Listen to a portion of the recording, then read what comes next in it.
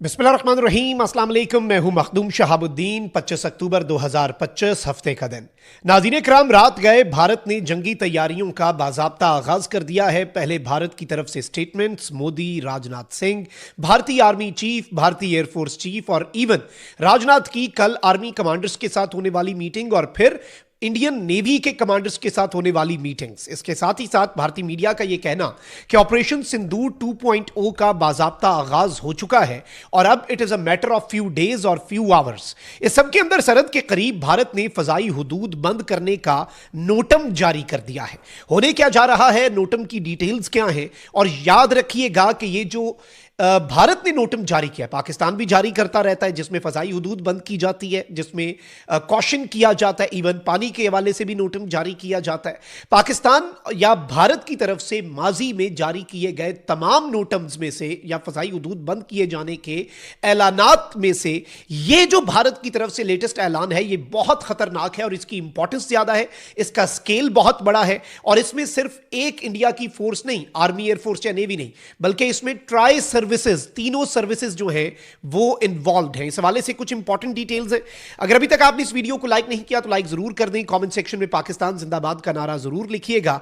और जिन लोगों ने चैनल को सब्सक्राइब नहीं किया उनसे मेरी यह दरखास्त है कि चैनल को भी लाजमी सब्सक्राइब कर लें। और इस सारे के सारे सिनेरियो में अगर हम एक पूरी ट्रेजेक्ट्री को देखें, हालिया इकदाम को देखें और भारत की तैयारियों को देखें, इवन इंडियन एयरफोर्स नहीं सिर्फ और इंडियन नेवी नहीं, ऑल्दो इंडियन नेवी जो है उसके INS विक्रांत पे मोदी जाता है, उन्हें मोटिवेट करता है, फिर राजनाथ सिंह नेवी के कमांडर्स के साथ मीटिंग करता है, फिर कल के दिन में राजनाथ ने आर्मी कमांडर्स की कॉन्फ्रेंस बुलाई। ये कॉन्फ्रेंस जो है ये बाज़ाब्ता तौर पर सिंदूर ऑपरेशन के बाद पहली मरतबा बुलाई गई। फिर जो धमकियां दी जा रही हैं इसमें इवन इंडियन आर्मी जो है वो ब्रह्मोस मिसाइल्स जो है उन्हें डिप्लॉय कर रही है। और इसमें भी कोई दूसरी राय नहीं है, क्योंकि राजनाथ सिंह ने 3 दिन पहले ब्रह्मोस मिसाइलों की नई खेप जो है उस पर खड़े होकर कहा कि पाकिस्तान का हर कोना जो है वो अब हमारे निशाने पर है और हम उसे टारगेट करेंगे। और साथ ही साथ इनका आर्मी चीफ जाकर ये कहता है कि भाई सिंदूर 2.0 इज ऑन, और इसका बिल्कुल इस वक्त आप तैयारी मुकम्मल कर लें। और ऑपरेशनल तैयारियों का वो जायजा लेना शुरू हो चुके हैं।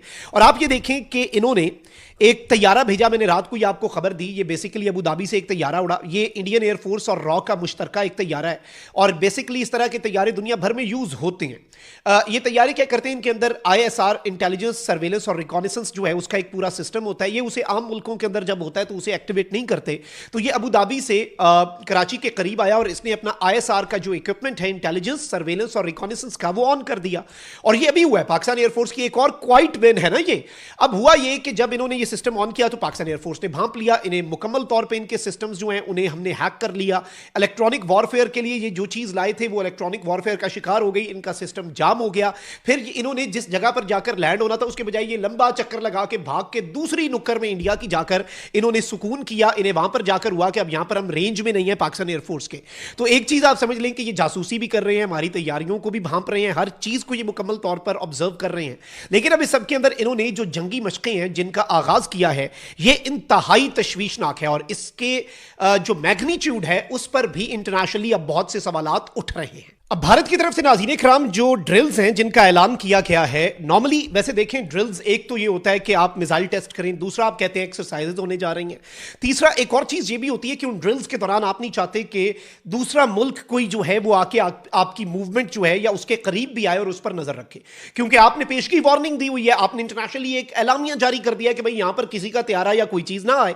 उससे होता यह है कि उससे सूरत हाल जो है वो बड़ी डिफरेंट सी हो जाती है और कोई मुल्क उसके करीब आता नहीं है, और अगर कोई आए तो आप उसे हिट करके कह सकते हैं हमने तो पहले वार्न किया था, ये तो गलती से हमारी ड्रिल्स के दौरान, हमारी टेस्टिंग के दौरान इसे अफेक्ट पड़ गया। तो ये एक ड्रिल्स का मकसद ये भी होता है अंडरलाइन। और अब नाज़रीन किराम 30 अक्टूबर से 10 नवंबर तक जो है वो भारत ड्रिल्स का ऐलान कर चुका है। अब 30 अक्टूबर से 10 नवंबर का नोटम का मतलब है 12 दिन।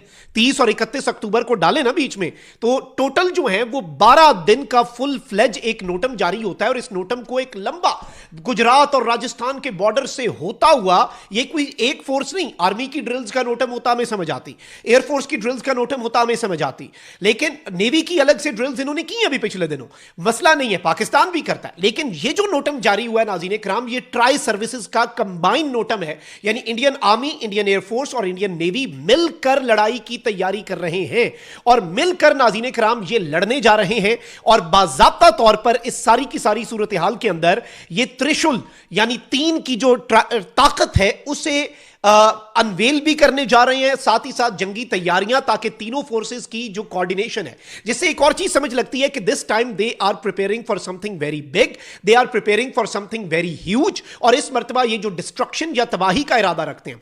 अच्छा, उसके साथ ही साथ इंडिया के अंदर पिछले कुछ अरसे के अंदर, मैं इनकी मजीद डिटेल्स रखता हूं, ये जो नोटम है, लेकिन एक और चीज समझने वाली है जो बैकड्रॉप में आपके ज़हन में होनी चाहिए। इंडिया की प्रोवोकेटिव स्टेटमेंट्स में अगर यहां पर रिपीट करूंगा, Modi, Rajnath, army chief, CDS, air chief, naval chief, इनकी तैयारियां, मीटिंग्स, वो एक इतनी लंबी सीरीज है, वो हम पिछले 3-4 दिन से वो कंसर्न जो है वो सामने रख रहे हैं। देयर इज अ रीजन कि आईएसपीआर ने भी इनका जवाब दिया, देयर इज अ रीजन कि कोर कमांडर कॉन्फ्रेंस के अंदर इनकी प्रोवोकेशंस का जवाब दिया गया। लेकिन अहम चीज यह है कि अमेरिका के सदर डोनाल्ड ट्रंप ने एक मर्तबा फिर, देखें शहबाज शरीफ कितनी दफा मिले हैं ट्रंप से, ट्रंप ने यह कहा कि दोबारा जंग ना करना, ट्रंप ने कहा मैं ये चाहता हूं अमन हो और ऐसे ही कायम रहे। मोदी के साथ जो गुफ्तगू हुई और ट्रंप ने दिवाली के ऊपर हिंदू कम्युनिटी से गुफ्तगू के दौरान कहा कि मैंने मोदी को कहा है कि भाईजान जंग नहीं करनी पाकिस्तान से, क्योंकि अमेरिका के पास भी इंटेल है कि भारत जो है वो पाकिस्तान के साथ जंग मुसल्लत करना चाह रहा है पाकिस्तान के ऊपर और खित्ते को तबाही के दहाने पर ले जाना चाह रहा है। लेकिन अब इस सारी सूरत हाल के अंदर भारत जो है वो यूएस ब्रोकर्ड सीज फायर तोड़ने के लिए उसे एक बहुत बड़ा जवाब चाहिए। फिर ये आप कह रहे हैं कि सिर्फ मकबूजा वादी से ये फॉल्स फ्लैग को लेके भारत के अंदर तक आ गए। इन्होंने कहा कि भाई पंजाब जो है, भारतीय पंजाब, उसके बॉर्डर के अंदर पाकिस्तान अलहदगी पसंदों को ड्रोन्स के जरिए एंटी टैंक गन्स प्रोवाइड कर रहा है। बहुत बड़ा इल्जाम है ये बहुत सीरियस एलिगेशन है, कोई सबूत नहीं, इल्जाम लग गया।